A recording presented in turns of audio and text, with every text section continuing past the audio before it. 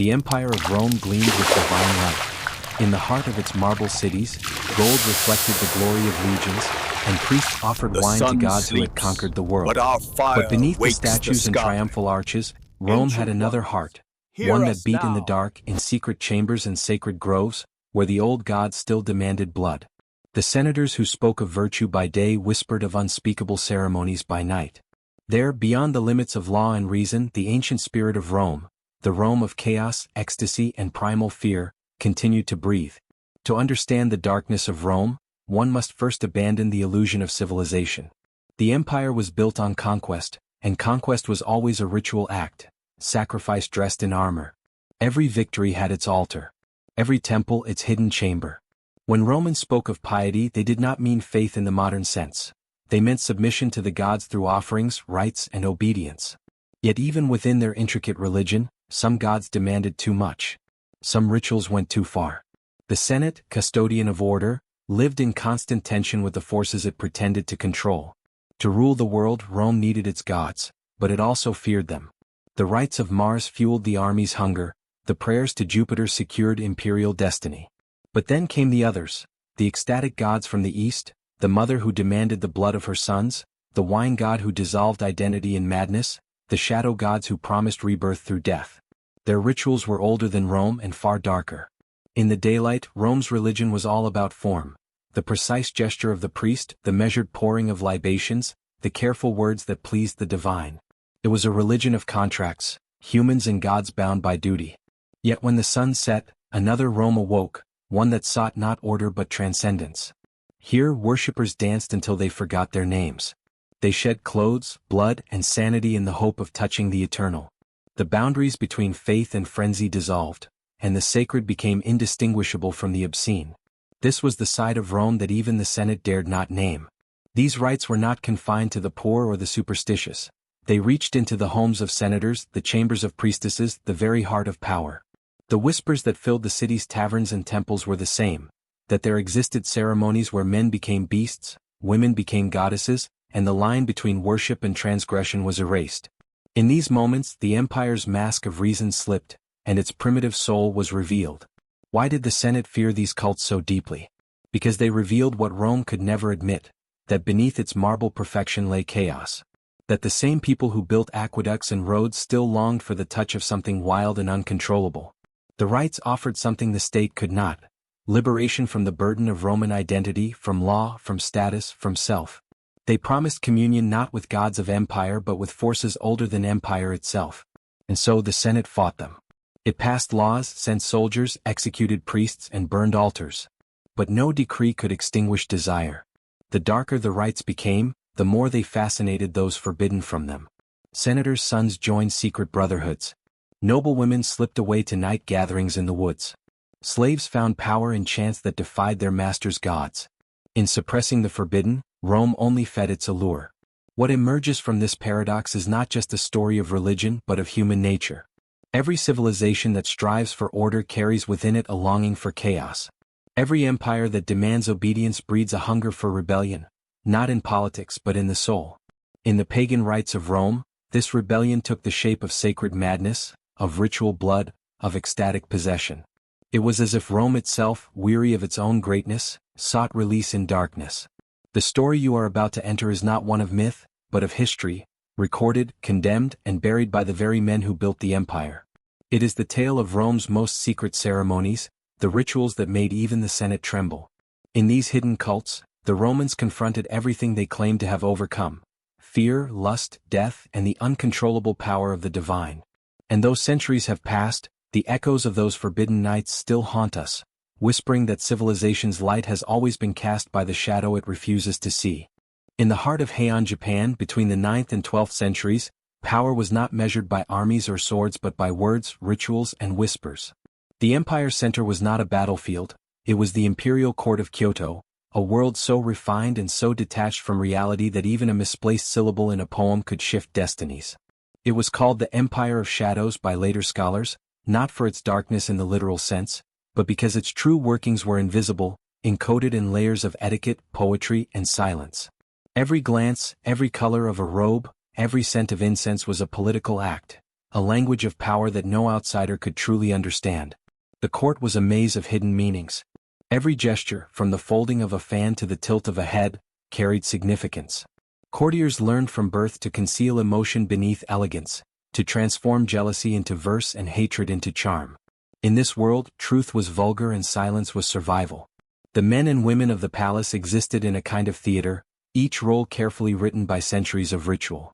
The emperor was the sun, his courtiers the orbiting stars, and to shine too brightly was to invite destruction. Behind the flowing robes and calligraphy contests, an invisible war raged. A war of influence, seduction, and annihilation through rumor. It was the Fujiwara clan who mastered this war better than anyone. For generations they controlled the throne not by rebellion but by marriage. By offering their daughters as imperial consorts, they placed themselves at the center of the empire's most sacred institution, the bloodline of the gods. The Fujiwara did not need to wield weapons, they wielded intimacy. In the Heian court, a single woman's pregnancy could determine the fate of the realm. Alliances were sealed not in ink but in flesh, and the walls of the palace became an invisible battlefield where beauty itself was weaponized. To outsiders this world seemed dreamlike. Visitors described the courtiers as creatures of another realm, faces powdered white, teeth blackened as a symbol of refinement, hair cascading like rivers of silk. But the same courtiers who wrote delicate poems about the scent of plum blossoms could order the slow death of a rival with a smile. Assassination rarely came through daggers or poison cups. It came through disgrace. A well-placed rumor whispered behind a folding screen could destroy a reputation overnight. To lose favor at court was a sentence worse than death. It meant exile into silence, erasure from memory, and the slow decay of one's identity. The weapon of choice was language. Letters written in flowing kana script were both declarations of love and coded attacks. A poem might appear to praise the moon, yet secretly mock the recipient's family or status. Courtiers spent hours crafting verses not to express themselves, but to disguise their intentions. The Heian elite turned subtlety into art and cruelty into ritual. Their words could seduce or destroy, but they always glowed with the illusion of grace. The entire system thrived on deception so delicate it appeared divine. Religion, too, was part of this invisible order. The line between spiritual authority and political power was nearly non-existent. Buddhist monks, called into the palace for blessings or exorcisms, became instruments of manipulation. Their prayers could cure or curse depending on who paid them. In the shadows of golden altars, alliances were forged in secrecy, sacred scrolls exchanged for promises of loyalty. What began as faith became a network of influence, a sacred theater that masked greed and fear. The empire's most holy symbols were also its most corrupt. Every evening as twilight fell over Kyoto, the palace came alive with hidden energy. Courtiers moved through the corridors like phantoms, their footsteps silent on tatami floors. Lanterns glowed softly behind silk curtains, turning the rooms into glowing chambers of desire and deceit. Somewhere, a koto played a mournful melody, elsewhere two lovers exchanged letters under the pretense of poetry. The entire city seemed to revolve around those secret communications, around the flow of emotion disguised as art. Power at the Heian court was not something taken, it was something seduced. Yet beneath this intoxicating refinement lurked a deep terror of exposure. To break decorum was to reveal one's humanity, and humanity was weakness. Even the smallest mistake could lead to disgrace that spread through the court like wildfire. Women who laughed too loudly, men who appeared jealous, anyone who displayed uncontrolled emotion risked becoming the subject of ridicule. This psychological pressure created a world where no one could truly breathe, where sincerity itself was a sin. The courtiers became prisoners of their own grace, bound by expectations so rigid that they began to lose their sense of self. The chronicles of the time described the court as a mirror polished until it forgets what it reflects. It was a society that existed entirely in appearances. Courtiers composed poems about longing and sadness because real emotion was forbidden. They wrote about moonlight because it was safer than writing about truth. The Heian world was one of exquisite suffocation, an empire of silence where art became the only language left for pain. But even perfection decays. Beneath the scent of incense there were hints of rot, servants vanishing, secret punishments carried out in the dead of night, diaries filled with cryptic warnings. The emaki, painted scrolls that depicted court life, show smiles that never touched the eyes, feasts surrounded by unnatural stillness. Those who lived within this paradise of refinement also lived in constant fear, of scandal, of demotion, of the unseen hands that controlled their fates. And through that fear the hidden court took shape, a secret layer beneath the official court, where the rules of survival were rewritten and where morality no longer applied.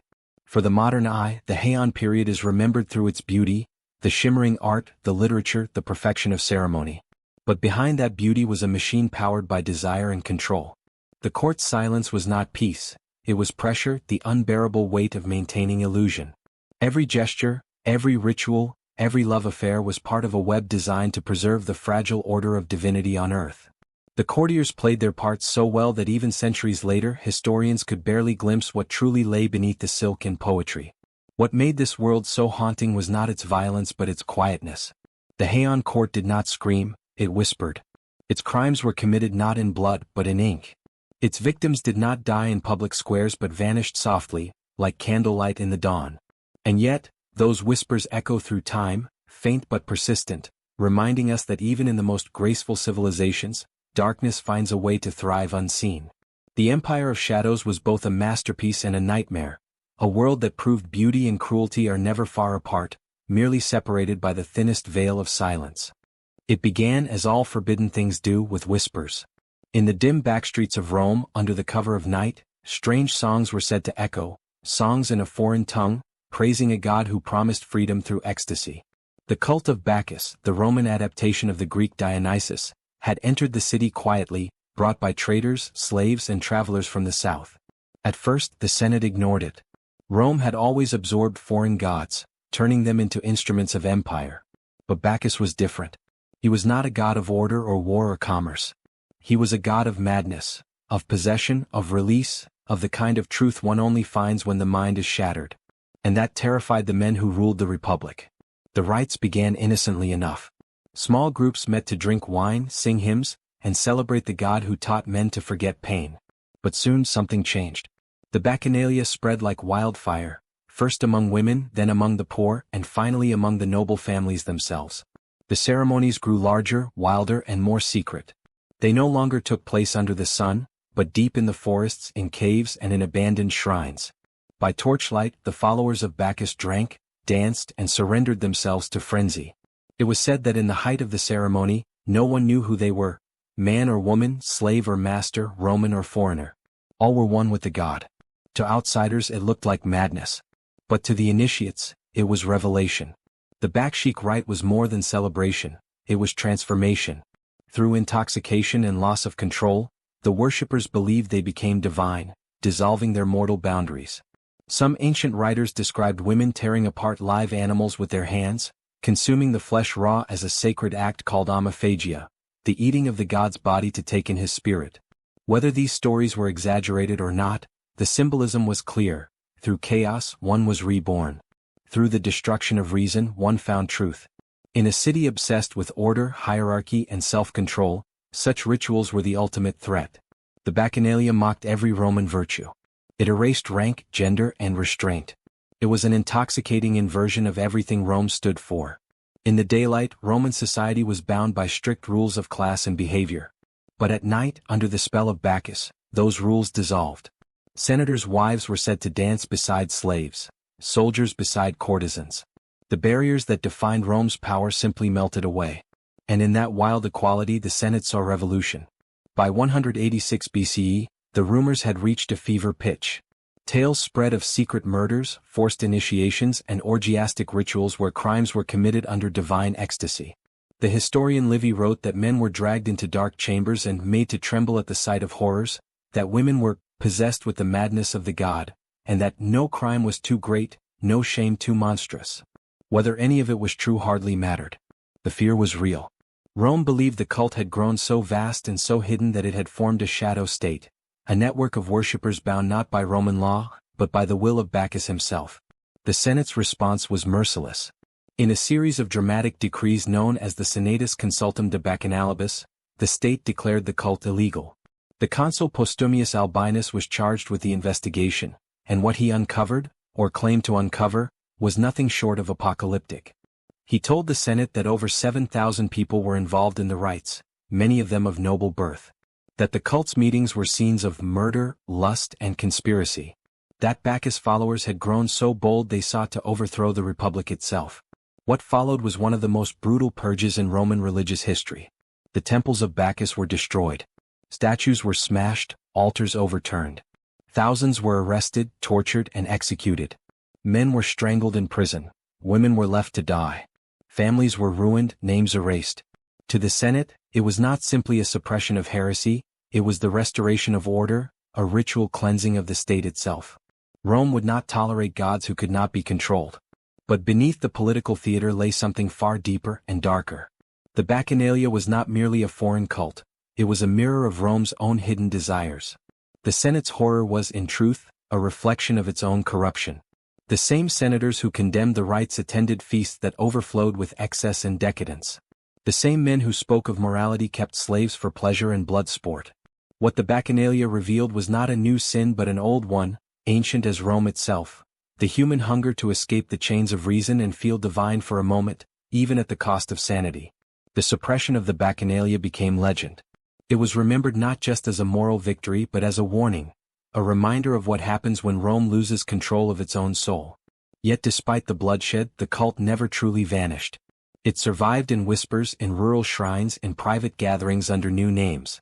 The god of wine could not be banished from the human heart. He was too deeply entwined with the things Rome could not live without: pleasure, madness, and the illusion of freedom. Even Livy, Rome's great moralist, seemed haunted by the story he told. In his account, one can sense both condemnation and fascination, as if he, too, felt the pull of the forbidden.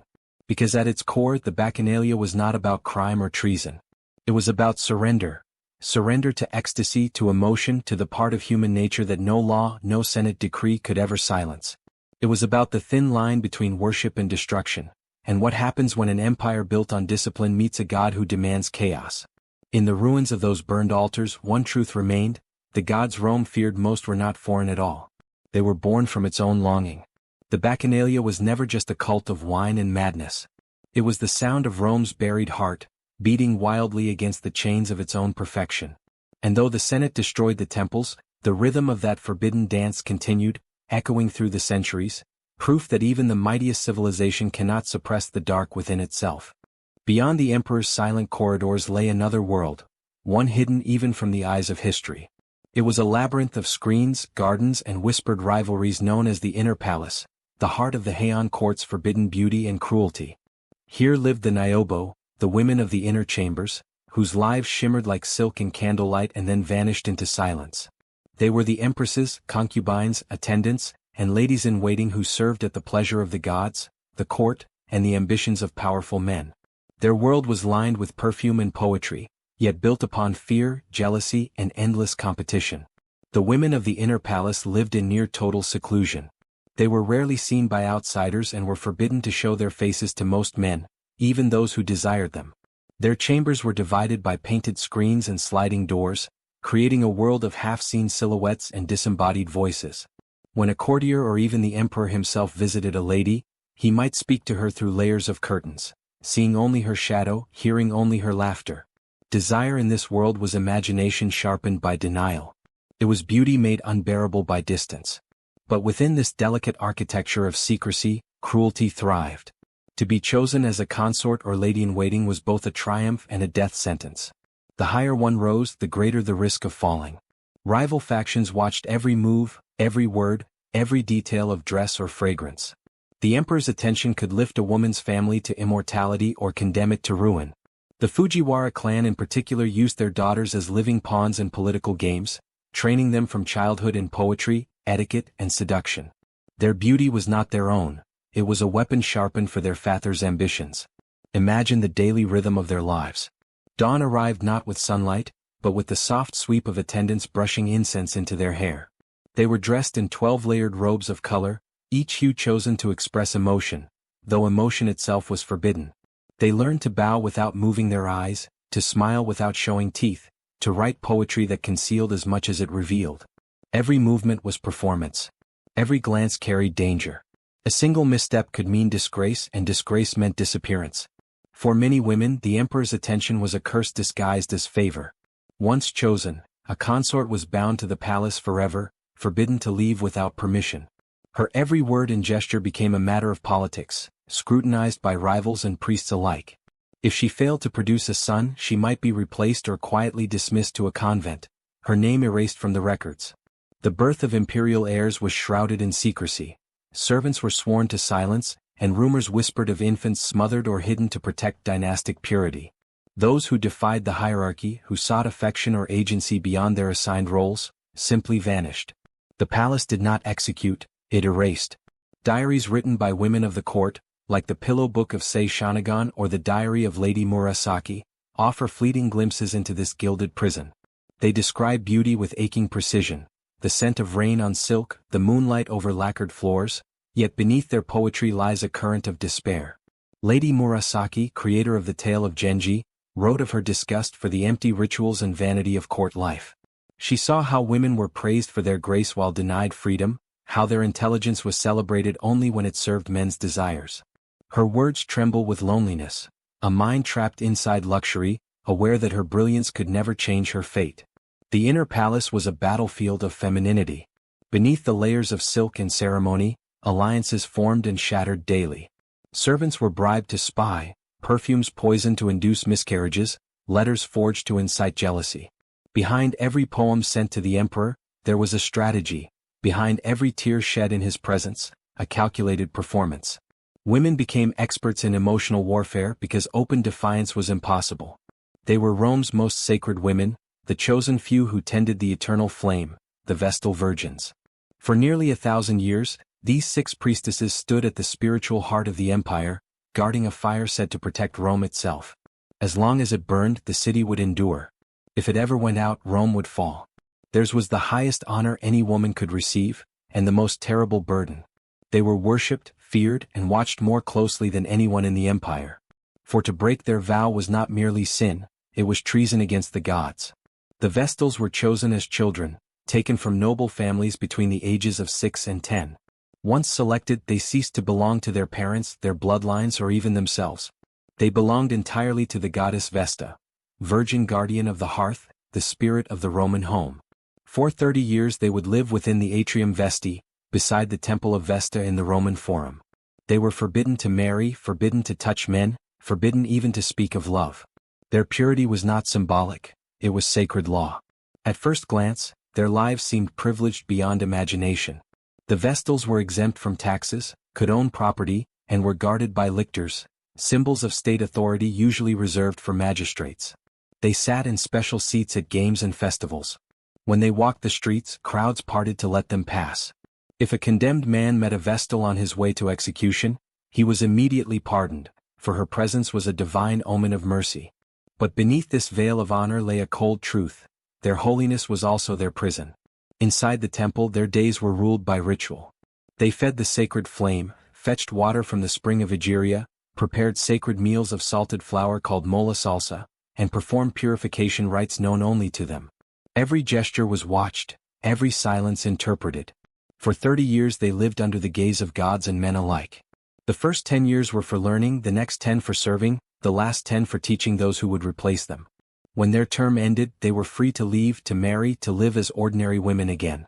But few ever did. Having spent their lives as embodiments of divine purity, the world beyond the temple must have seemed polluted, distant, and strange.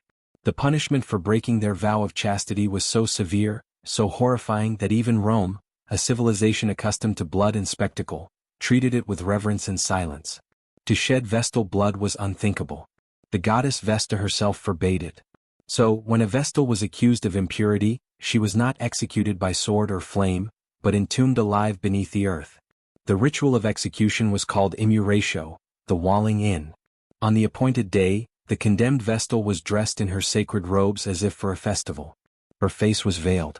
The Pontifex Maximus, the chief priest of Rome, led her in solemn procession through the silent streets. No one was allowed to speak. The people of Rome watched from their doorways, their faces pale, as the Virgin of Vesta was led to her grave. Beyond the city walls, near the Colline Gate, a small underground chamber awaited, furnished with a couch, a lamp, a little food and water. The priests offered a final prayer, and then the entrance was sealed. The earth was shoveled over. The crowd dispersed. And in the darkness below, the Vestal waited for death. To the Romans this was not cruelty but necessity. Her death was a purification, not of her but of the city itself. By burying her alive, they buried the impurity she carried, returning it to the earth, away from the sacred flame. Yet even in its logic there was horror. Many historians believed that some of the accused were innocent, condemned by rumor or politics. A glance, a whisper, an accusation from a powerful man could destroy a life. The Vestals lived in a golden cage, worshipped as divine but punished as human. One of the most infamous cases was that of Cornelia, a chief Vestal in the time of Emperor Domitian. Accused of unchastity, she proclaimed her innocence even as she was led to her burial. When the executioners brought her to the steps of the chamber, she turned and said, "Caesar may think that he can bury truth, but the gods will see." Then she entered the tomb with her head held high. Not long after, Rome was struck by disasters, floods, fires and famine, which the people whispered were vengeance for Cornelia's unjust death. The contrast between Rome's veneration and its cruelty is one of its deepest hypocrisies. The same empire that glorified purity also celebrated lust. While Vestals were punished for desire, emperors like Caligula and Elagabalus drenched their palaces in excess. While priestesses were buried alive for touching men, men were praised for conquering nations, raping cities and enslaving women in the name of Rome. The cult of Vesta stood as a symbol of restraint, but it existed only because everything else in Rome was drowning in indulgence. The more Rome decayed morally, the more it worshipped the illusion of purity. The flame they guarded, that eternal, holy fire, became the perfect metaphor for the city itself. It had to be constantly fed or it would die. It was both sacred and fragile, just like Rome's virtue. When a Vestal let the flame go out, she was whipped in darkness by the Pontifex Maximus himself, a punishment both intimate and degrading. Even the gods, it seemed, demanded pain to keep the world in balance.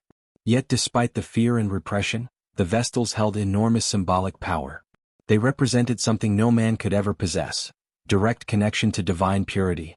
In a world ruled by male authority, they embodied the one aspect of Rome that even emperors could not control. That is perhaps why they were so feared. Their power came not from the sword or the Senate, but from the mystery of untouched devotion. To accuse one of impurity was to challenge the very foundation of Roman holiness. When Christianity began to rise and the old gods began to fade, the Vestal order was one of the last to survive. Even the new emperors hesitated to extinguish their flame. It was said that when Theodosius finally outlawed the ancient cults in the late 4th century CE, the last Vestal, Coelia Concordia, wept as she watched the sacred fire die. In that moment, Rome's divine protection, its spiritual heart, was extinguished forever. The goddess of the hearth had abandoned her city. In the silence that followed, one can almost hear the echo of centuries of whispered prayers, the crackle of sacred fire, the footsteps of girls who grew into ghosts. The Vestals were both victims and symbols of Rome's impossible demands, its obsession with control, and its fear of the passions that burned within its own people. Their tombs beneath the earth became the empire's conscience, buried, suffocated, but never gone. For in the end, the story of the Vestal virgins is not about purity at all. It is about the price of perfection. It is about how civilizations destroy what they most claim to protect. And as Rome buried its holy women alive, it buried something deeper still: its belief that order could ever silence the chaos of the human heart. The Romans were a people obsessed with order in law, in architecture, in the heavens themselves. But beneath that polished marble surface pulsed a restless, burning chaos. Every empire, every faith, every triumph they achieved was haunted by a shadow, the fear that without constant sacrifice, their world would collapse into ruin. To the Romans, the gods were not abstract ideals. They were volatile forces that demanded blood, fire, and obedience. And so, their rituals reflected both their genius and their terror. Fire, water, earth, and air were not just elements, they were the instruments of divine judgment. The city of Rome, with its endless festivals, was a theater of ritual. But the most unsettling of these were not the grand processions or the games of the Colosseum, they were the secret rites conducted in the name of purification. Romans believed that impurity spread like disease, infecting both body and soul. To cleanse it, one needed to suffer, through flame, through freezing water, through isolation, or through mutilation. In their worldview, pain was not cruelty, it was medicine for the soul. And purification was not gentle, it was violent, absolute, and final. The element of fire was sacred above all. It represented life, transformation, and destruction.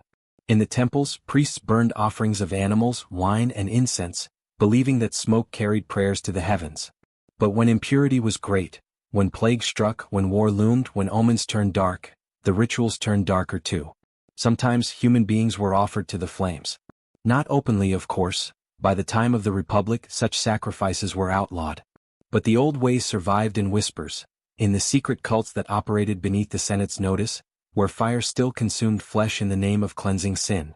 Roman chroniclers mention a particularly dreadful ritual called devotio, a vow of self-sacrifice performed by generals before battle. The commander would stand before his army, call upon the gods of the underworld, and dedicate his own life, and sometimes the lives of his soldiers, to death in exchange for victory. Then he would charge into the enemy ranks unarmed, knowing he would not return. His blood, spilled on the field, became the offering. To the Romans, his fiery courage purified the shame of defeat before it could stain the Republic. Fire, though sacred, was only one path to purification. Its opposite, water, held equal power, especially in the ancient rites of the Lupercalia and Februa, festivals of cleansing and fertility. During these rituals, men known as Luperci would slaughter goats and dogs, smear their foreheads with blood, then wash it away with milk. They would run half-naked through the streets, striking women with strips of animal hide to bless them with fertility. To modern eyes, this was madness, a festival of violence disguised as renewal. But to the Romans it was balance restored, blood and milk, death and life, impurity purged through the chaos of sacred frenzy. In other purification rites, water became a weapon of punishment. The pena culiae, the penalty of the sack, was one of Rome's most grotesque methods of execution, reserved for those who committed the ultimate impurity, parricide, the murder of a parent. The condemned was sewn into a leather sack with a rooster, a dog, a viper, and a monkey, 4 creatures symbolizing chaos, and thrown into the river Tiber. It was not enough to die. He had to die surrounded by disorder, submerged in the element that once gave life. The water that had cleansed Rome for centuries became his grave, sealing his soul in eternal impurity. The Romans also believed that earth itself could purify, consuming what could not be redeemed. When temples were defiled or corpses polluted the streets after plague or war, priests of the Pontifical College performed rites of burial and appeasement, returning corruption to the soil. The earth was both womb and tomb, the final refuge for impurity. And as we saw in the fate of the Vestal Virgins, burial alive was not always punishment for guilt. It was ritual purification of the community. The condemned body became a vessel for the sins of others, entombed beneath the ground to restore cosmic balance. Even air, the most intangible of elements, played its role in the Roman obsession with cleansing. Incantations, prayers, and sacred smoke filled the skies of the city. Every household burned offerings to the Lares and Penates, the spirits of ancestors and hearth. Festivals like the Lemuria were dedicated to banishing restless ghosts from the home. The head of the household would walk barefoot at midnight, casting black beans behind him while chanting, "With these I redeem me and mine." The air itself had to be purified, cleared of unseen presences. Every breath of Rome, it seemed, was haunted. In times of plague, the rites grew desperate. Livy tells us that during a great pestilence, the Romans imported foreign rituals from Etruria, Greece, and even the East, anything that might cleanse the air. Processions of priests carrying sacred serpents wound through the streets. But those same verses, preserved for centuries, were also confessions, veiled accounts of passion that could never be acknowledged openly. The contradiction between purity and desire produced an unbearable tension that found its release in ritual extremes. On certain holy nights, courtiers would gather in candlelit temples to chant sutras against temptation, burning incense until the air grew thick and suffocating. But when the ceremonies ended, some of those same courtiers would slip into the darkness with lovers or prostitutes disguised as priestesses. In a society obsessed with cleansing the soul, sin became another form of ritual, something to be performed, repented, and performed again. One of the most disturbing practices whispered about in later chronicles involved kegar, spiritual pollution believed to spread through contact with the impure. To cleanse themselves, some nobles participated in secret ceremonies of blood and water. These rituals, borrowed from older Shinto traditions, sometimes demanded symbolic sacrifices. Animals were slaughtered, their blood used to anoint the body before washing it away in holy rivers. Some accounts suggest that human blood was occasionally used, though never officially recorded.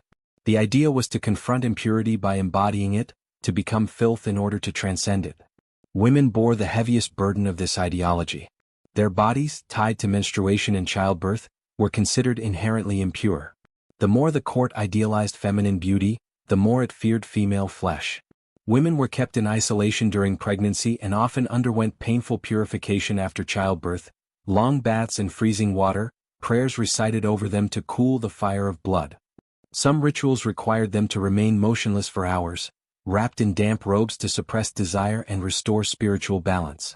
Those who resisted were branded as dangerous, accused of attracting malevolence or curses. But repression breeds rebellion. Some women of the court, especially those exiled to convents, turned their suffering into defiance. They developed their own secret forms of worship, combining Buddhist and Shinto practices with older, darker traditions. They prayed not to male gods but to vengeful female spirits, invoking the power of the onryo, ghosts of wronged women. These rituals, carried out in candlelit chambers, terrified the priests. The women who performed them were said to laugh as they chanted, declaring that purity was a lie invented by men to control them. None of their writings survived, but fragments of their prayers appear in later folk tales, echoes of rage turned divine. Meanwhile, official court culture continued to polish its illusions. Paintings depicted the emperor as radiant, the court ladies as ethereal, the priests as serene. Nowhere were the stains of blood or desire shown. The chronicles that survive describe endless ceremonies of refinement, but the spaces between those words, the gaps where entire lives vanished, tell another story. What was recorded as devotion may have been coercion. What was described as purification may have been punishment. The Heian obsession with purity was not about holiness, it was about control. It was the perfect tool for enforcing obedience. By defining impurity as inevitable, the court ensured that everyone was guilty, and that guilt could always be exploited. Priests gained power by offering absolution, noblemen justified cruelty as cleansing. And the women of the court, trapped within this cycle, carried the unbearable weight of being both sacred and damned. In the stillness of the palace night, when the wind passed through the bamboo groves and the sound of distant bells drifted from the temples, there must have been moments when even the most devout courtiers felt the emptiness of their rituals. They had built a world where sin and sanctity had merged, where the search for purity had birthed its opposite. And though the scribes would later erase these contradictions from the chronicles, the truth endures in fragments, in poems too sensual for prayer, in statues whose serene smiles hide the memory of touch, and in the silence that falls after every chant fades. Because beneath the sacred robes and the scent of incense, the Heian court was not holy.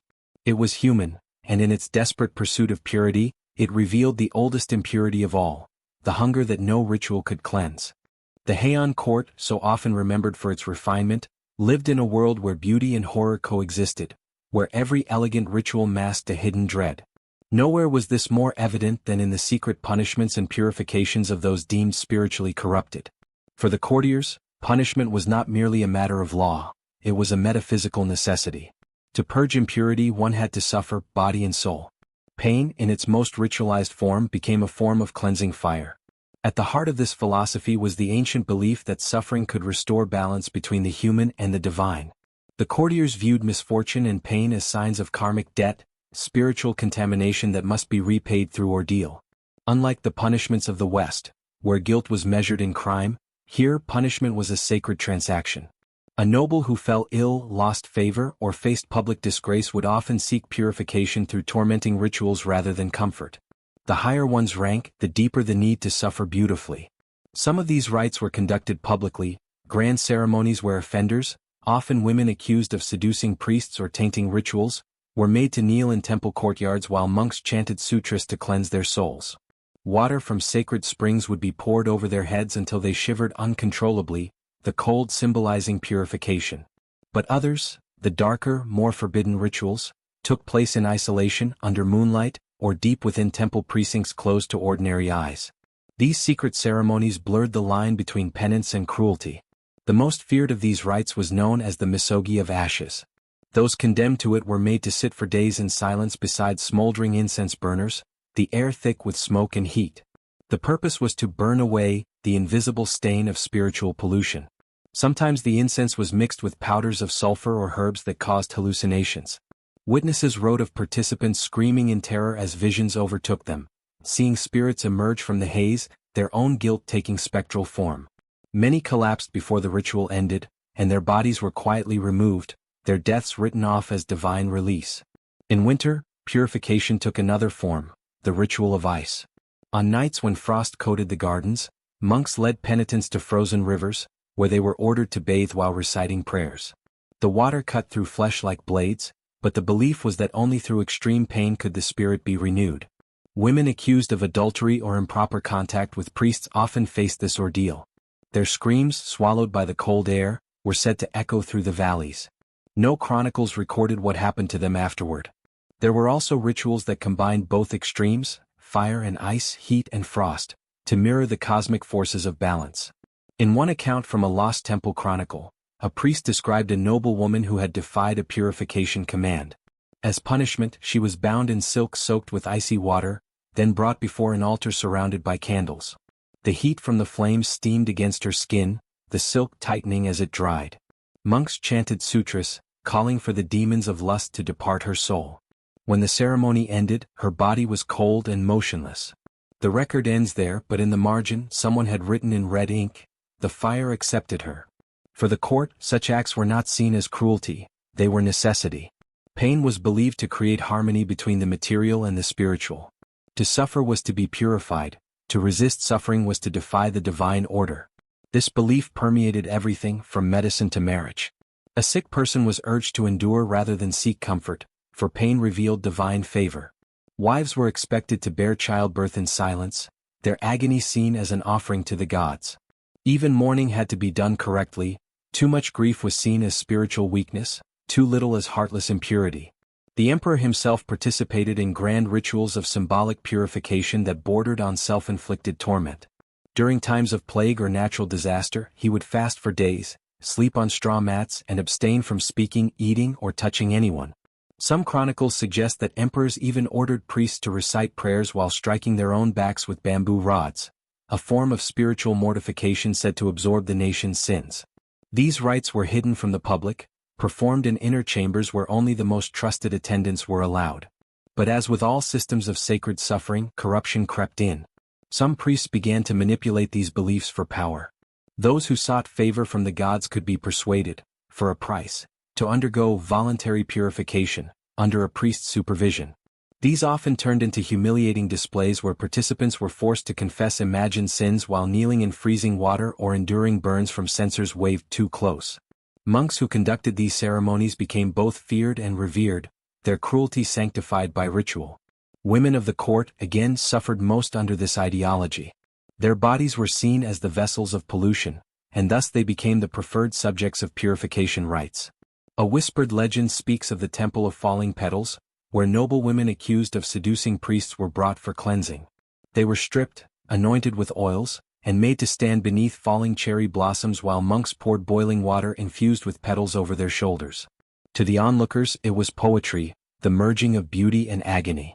But to the women, it was punishment disguised as art. Not all accepted this quietly. In the later Heian years, fragments of hidden diaries reveal growing rebellion among the court's women and even some monks.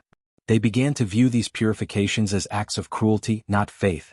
One entry, believed to be written by a nun exiled for questioning her abbot, reads, "They say fire cleanses. But I have seen only ashes, and the ashes do not pray." Her words were erased from the official record, but copied secretly and preserved in fragments found centuries later. The use of pain as purification reveals the psychological paradox at the heart of the Heian world, that beauty demanded suffering and suffering produced beauty. The court's exquisite art, poetry, and elegance were born from a system that worshipped agony as enlightenment. Every painted screen, every poem about transience and decay, every delicate brushstroke of ink, all were expressions of that shared obsession. To cleanse the soul, one had to destroy the body. To achieve grace, one had to court death. And so, the Heian court lived in a cycle of ritual torment, a society of silken agony. From the outside, they appeared as the epitome of refinement, but beneath that aesthetic perfection lay the truth of their faith, that pain was not punishment but transformation. Fire and ice, beauty and cruelty, all were instruments of the same divine balance. When the last of these purification temples was burned during the civil wars that ended the Heian Age, monks claimed the flames were an offering to the gods. But perhaps in that final act of destruction, the court's obsession was purged at last, its beauty consumed by the same fire that once promised salvation. In the hidden chambers of Kyoto's sacred temples, where incense burned without ceasing and the air trembled with whispered prayers, the Heian courtiers looked not to human laws for moral order, but to their gods. And in those gods, they saw reflections of their own desires, fears, and cruelty. The deities of Japan's old religion were not merciful beings. They were unpredictable, capricious, and often cruel. The Buddhist and Shinto pantheons that coexisted in the Heian court created a world where the divine did not comfort the suffering. It demanded suffering as proof of devotion. Pain was not only a consequence of life, it was its meaning. The priests who served in the imperial temples spoke often of karmic balance. To live was to pay a debt, to suffer was to ascend. In the sermons recited before nobles and courtiers, monks declared that even the gods endured torment in pursuit of enlightenment. The tales of Buddha's trials, his hunger, his pain, his sacrifice, became the model for human purification. Yet as these beliefs intertwined with the native Shinto worship of spirits, they evolved into something darker, something distinctly Heian. Suffering was no longer only a path to salvation. It became a divine imitation, a way to mirror the gods themselves. In this syncretic religion of pain, every deity had a lesson. The Shinto god Susanoo, the Stormbringer, was worshipped for his chaos and rage. Amaterasu, the sun goddess, for her withdrawal and isolation. Their myths reflected the emotional extremes of the court, indulgence followed by withdrawal, ecstasy followed by silence. But among the most feared and revered figures was Fudo Mayu, the immovable king. His image appeared in temples throughout Kyoto, a furious figure with flaming hair, holding a sword in one hand and a rope in the other. The sword cut through delusion, the rope bound demons and sinners. Monks prayed to him not for mercy but for endurance. His fire symbolized purification through agony. Courtiers seeking redemption would sometimes kneel before his image for days, staring into its painted flames until they wept or collapsed. Some monks carried the devotion further, performing Goma fire rituals, burning offerings, and even inflicting small burns on themselves as acts of spiritual imitation. These flames, they believed, consumed impurity. A noble who had fallen into scandal might sponsor such a ceremony, offering incense, gold, or even locks of hair to be burned before Fudo's altar. The symbolism was unmistakable: sacrifice of the body to save the soul. The court poets turned these divine images into metaphors of desire and despair. They wrote of gods who suffered for love, of spirits who lingered in anguish, of beauty that burned itself to nothing. Their verses blurred theology and sensuality. The flame of enlightenment became the flame of passion. Divine purification became erotic annihilation. The human and the divine were intertwined through suffering. The influence of Buddhism brought another layer of psychological complexity, the notion of impermanence, mujo. Everything they believed was fleeting. Love, power, beauty, all dissolved like smoke. But this understanding did not bring peace, it brought obsession. If nothing lasted, then the only way to make meaning was through intensity, to feel pain, to burn brightly before disappearing. Many rituals of the Heian court reflected this belief. The suffering of purification became a reminder of mortality, and in that awareness they found a strange ecstasy. One of the most haunting stories preserved in temple manuscripts tells of a monk named Kun, who became obsessed with experiencing divine suffering. Believing that enlightenment required the destruction of the body, he began a series of self-mortifications. He fasted for months, meditated in freezing rivers, and eventually burned his skin with incense. His final act, described in trembling script by an anonymous witness, was to seal himself inside a small wooden cell, chanting sutras as it was walled shut. When the cell was reopened years later, only ashes and a perfect lotus flower remained on the floor. When Rome finally fell, it was not just an empire that died, it was an idea. The great marble temples crumbled, the gods were silenced, and the blood-soaked altars turned to dust. But the darkness that once pulsed beneath those temples never truly vanished. It slipped quietly into the soul of humanity, disguised under new names: faith, discipline, redemption.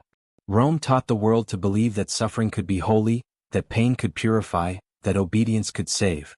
Every civilization since has carried that inheritance, whether in religion, law, or conquest. We still measure strength through endurance, still glorify sacrifice as if pain were proof of worth. The Senate may have fallen, the pagan fires long extinguished, yet their light flickers within us. It reminds us that beneath every promise of purity lies a shadow, and that even the most civilized societies are never far from the rites they claim to have destroyed. Rome's darkest rituals were not just history. They were a mirror. And when we look into it, we see not the past, but ourselves.